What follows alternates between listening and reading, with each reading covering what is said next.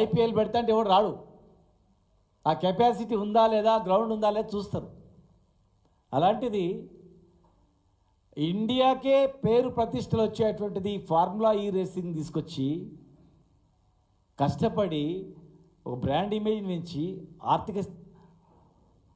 హైదరాబాద్లో ఆర్థిక పరిస్థితులను పెంచి ఇంటర్నేషనల్ లెవెల్లో హైదరాబాద్ని చూసేటట్లు మేము చేస్తే ఇలా అరెస్ట్ చేస్తాం, కేటీఆర్ను అరెస్ట్ చేస్తాం, నీ కక్ష సాధింపులు చర్యలు తప్ప తెలంగాణ అభివృద్ధిపై మీరు దృష్టి పెట్టట్లేదు.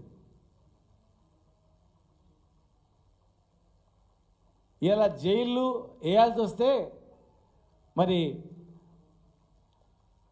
మూసీ పరివార ప్రాంతంలో కూల్చిన వాళ్ళని వేయాలా, ఎంతోమంది చావు కాదకులేకుండా వేయాలా? హైదరాబాద్లో ఆర్థికంగా మొత్తం దిగిపోయింది. తెలంగాణ మొత్తం కూడా ఏ వ్యాపారాలు నడవట్లేదు, భూముల విలువ పడిపోయినాయి, ప్రతి ఒక్కరూ బాధలో ఉన్నారు. వాళ్ళ కారకులను వేయాలా?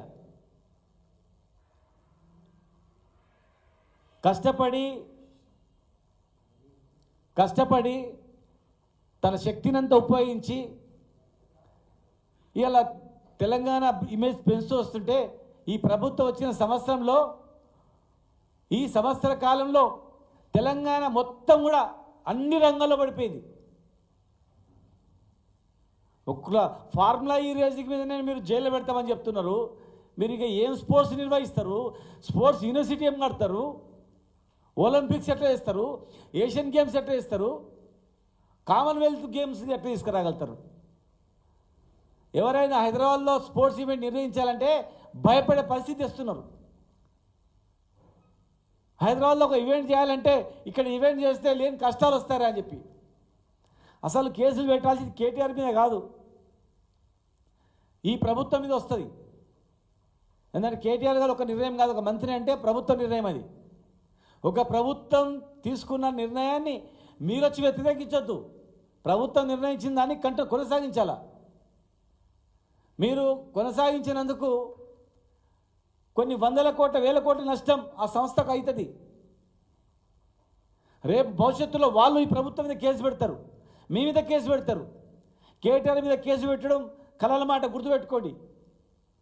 రేపు వాళ్ళే వాళ్ళే ఒక ప్రభుత్వం ఇచ్చినటువంటి ఒప్పందాన్ని ఇంకొక ప్రభుత్వం ఒప్పందాన్ని క్యాన్సిల్ చేసినందుకు మరి ప్రపంచవ్యాప్తంగా ఉన్నటువంటి అనేక మందికి మాకు నష్టం జరిగింది, మేము బుక్ చేసుకున్నాం, మా పేరు ప్రతిష్టలు పోయినామని చెప్పి ఆ సంస్థ ఫార్ములా ఈ రేసింగ్ మీ పైన పరు నష్టం వేయడానికి సిద్ధంగా అవుతుంది. దాన్ని దృష్టిలో పెట్టుకోండి.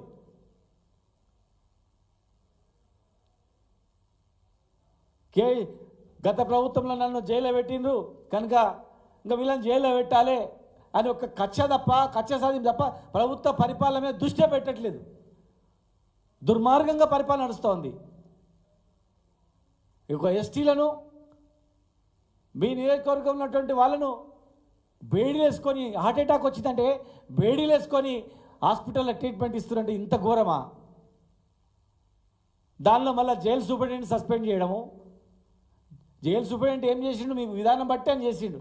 జైలు సూపరింటెండెంట్ను అక్కడ ఉన్నటువంటి జైలు సిబ్బందిని సస్పెండ్ చేస్తే సరిపోదు, మీ విధానాలను సవరించుకోవాలా.